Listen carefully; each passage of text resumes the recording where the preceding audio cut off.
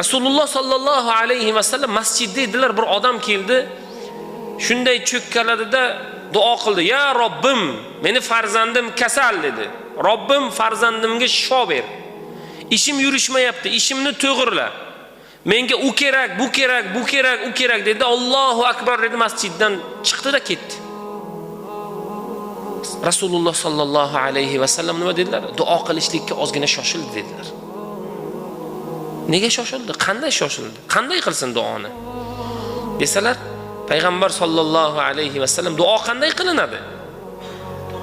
Duo qilinayotgan vaqtda avval Allohga hamd aytilinadi.